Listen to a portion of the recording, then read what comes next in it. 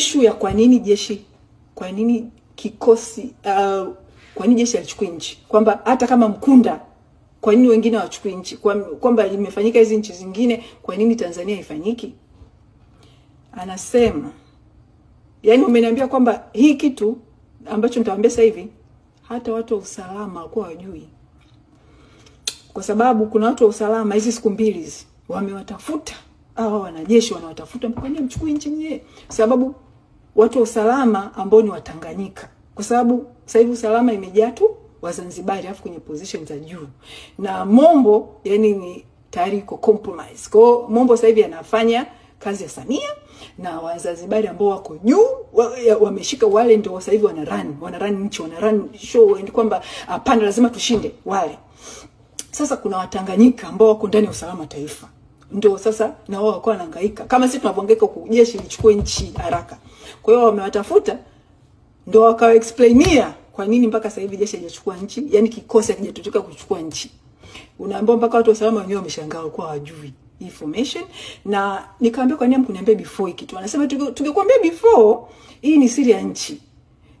Sababu tukisema tunaweza hata tukahatarisha nchi kwa enemies wa nchi. Kwa hiyo ndio maana tulikuwa tukwambie hii information iliyopo, lakini kwa nchi ilipofika, na kwa sababu wananchi sasa hivi wanaanza ku lose hope na jeshi wanaona kama labda sisi hatutaki kuchukua nchi nini wanataka tuchukue na hatuchukui, inabidi tuweke tu siri huko nje, kama adui zetu sio nchi zingine watafanya, lakini sasa hivi wa Tanzania come first, inabidi tuwakam wananchi, tuwape moyo, tuwape nguvu, ndio inabidi sasa wanipe siri.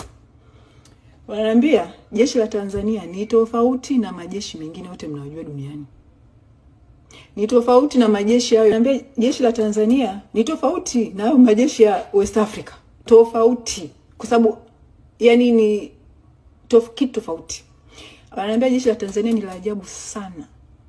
Ni jeshi zuri lakini ni la ajabu sana kwa sababu ya Nyerere. Wananiambia sasa hivi Tanzania lawama wasiwape wanajeshi, wawape baba wa taifa. Ndio aliyeweka hii system. Sasa ndio ananiambia kwamba kuna kipindi huko nyuma jeshi lilitaka kumpindua Nyerere. Naona? Walitaka kumpindua. Walipotaka kumpindua, ilivyoshindikana, Nyerere ndio akajihami. Akatengeneza mfumo ndani ya jeshi ambao umefanya ni kitu kigumu mno jeshi kumpindua rais. Kafanyaje? Anasema baada ile attempt ya kumuondoa Nyerere alitengeneza vikosi vingi vya jeshi. Vingi huko wapi, kikosi cha Pwani si wapi. Hivi vikosi alihakikisha havina uhusiano wowote. Yani havihusiani chochote. Yani kila kikosi ni kama jeshi pekee. Kila kikosi ni kama jeshi linalojitegemea. Hawako na kikosi kingine, yani wanajitegemea. Na ndani ya kila kikosi kuna brigade ndani ya kila kikosi. Kwa kikosi kina kiongozi wake, afu brigade ina kiongozi brigadier. I hope I'm remembering vizuri. Sasa stick na hiyo point ya kwanza kwamba vikosi vyote wanasema sometimes hata hawajuani hivi vikosi. Yani wamehakikisha, Nyerere hakikisha hivi vikosi havina any sort of relationship. Any sort. Yani so not communication, not nothing. Okay? Hii ya pili ndo mbaya zaidi. Baada ya kufanya hivyo kwamba hawana mawasiliano hawa, akafanya kwamba kila kikosi, yani ni hivi, jeshi letu, mwenye bunduki hana risasi, mwenye risasi hana bunduki, mwenye kifaru hana ammunition za kifaru, mwenye ammunition za kifaru hana kifaru. You feel me? Kwa hiyo ni kama pale Lugalo umeona kuna vifaru kibao, vile vifaru ni empty. Ammunition na zile vifaru viko kwenye kikosi kiko Morogoro. Kwa hiyo ni lazima patokee communication kati ya kile kikosi cha Lugalo chenye vile vifaru na kikosi chenye zile ammunition. na kikosi chenye zile ammunition Morogoro. You see? You feel me? Kwa hiyo yani wale kama kuchukua nchi ni lazima wa coordinate kikosi chenye vifaru na kikosi chenye ammunition za vifaru, au kikosi ambacho kina mabunduki wa coordinate na kikosi ambacho kina risasi. Sasa kumbuka wale hivi vikosi havina mawasiliano. Ngumu hata kujua kikosi kipi ndio chenye risasi. Wewe una bunduki. Ngumu hata kujua kipi ndio chenye risasi za zile bunduki ziko kwenye kile kikosi. Unaona? Kwa hiyo jeshi letu hata kufanya kama ni kufanya vita, labda kwenda kufanya vita, mpaka waweze kuorganize wote pale, lazima organization ifanyike uongozi wa juu na mkuu wa jeshi, au yani wale top ndo wa coordinator. Amwambie yule mwenye kifaru, wewe peleka vile vifaru kule kwa yule, au amwambie yule mwenye ammunition, peleka vile vifaru peleka zile ammunition za vifaru Lugalo sasa hivi zinapelekwa hivyo. Kwa hiyo lazima top, kumbuka top ndio Mkunda ambaye yuko compromise, yuko na kina Abdul, alafu anaye run show yote ni huyu chief of staff. Na Mkunda mwenyewe hawezi fanya kitu bila kupita information kupita kwa chief of staff. Kwa hiyo asa remember, chief of staff ndio huyu Mzanzibari ambaye anataka watu wapigwe risasi sasa. Kwa hiyo ndio wananiambia hii ndio challenge walionayo. Wanataka kuchukua nchi, lakini kikosi kinachotaka kwenda kuchukua nchi hakina full ammunition, kina bunduki, hakina risasi.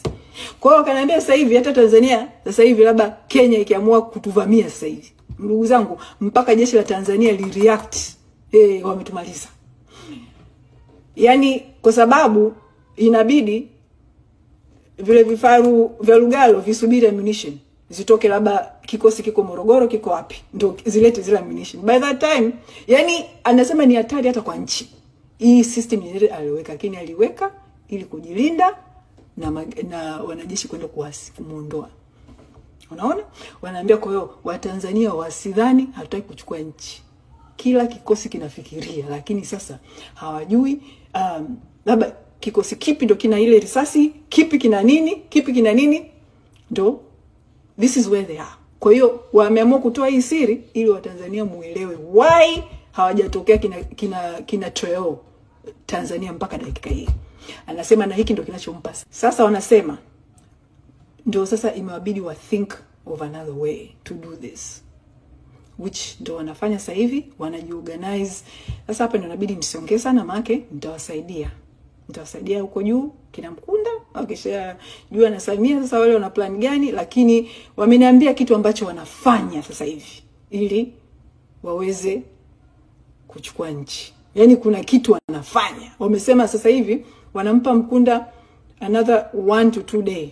Wanampa Mkunda 1 to 2 day kuchukua nchi ili kuokoa na nchi. Lakini hawa expect atafanya chochote. Hamu expect atafanya chochote in the next 2 days. Kwa hiyo wao ndo wanajipanga wenyewe sasa hivi. Wanajipanga sasa, ndio hivyo sasa kuongea kwa sababu si wako sasa, wako ground.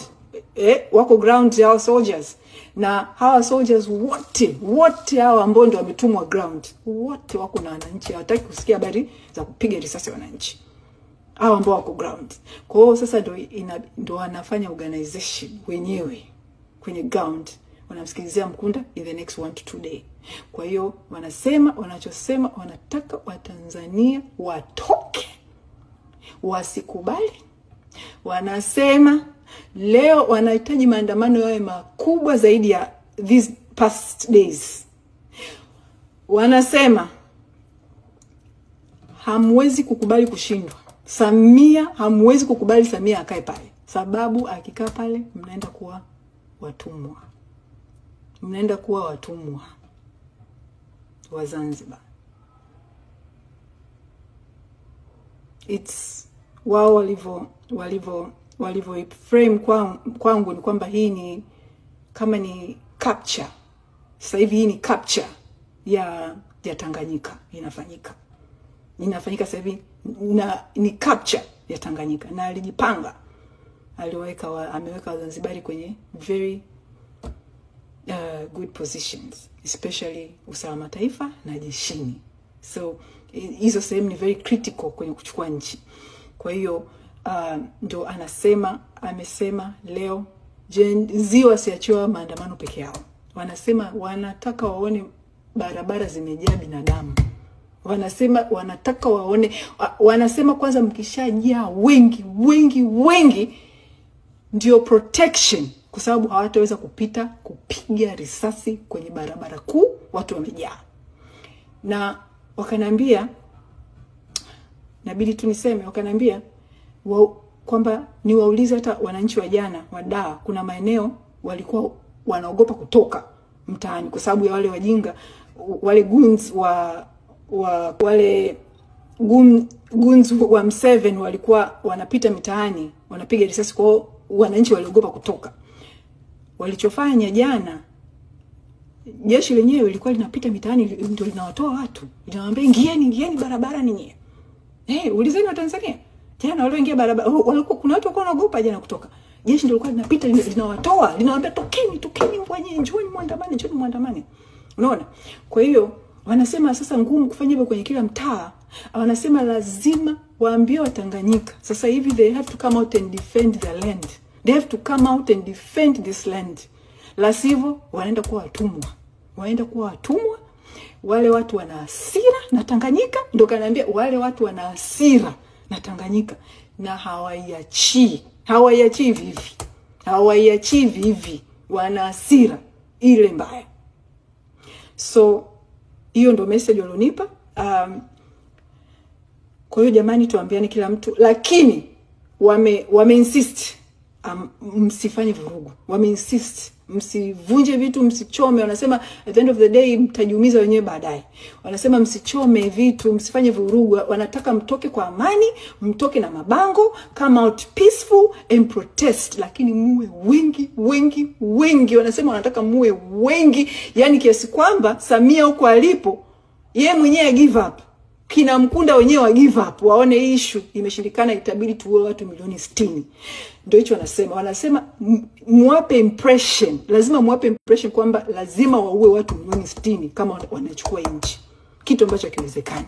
Kwa hiyo wanachosema jamani, wanasema hata mpaka wazee watolewe ndani. Anasema mpaka wazee, yani hata kama mtu hawezi kutembea atolewe ndani, wajae barabarani, ili hawa wa give up, waone ya maandamano yaendi popote. Inabidi waue watu wote, wasiachiwe Gen Z peke yao. Hiyo ndio message na hiyo ndio sababu. Lakini wamesema in the next 2 days kama Mkunda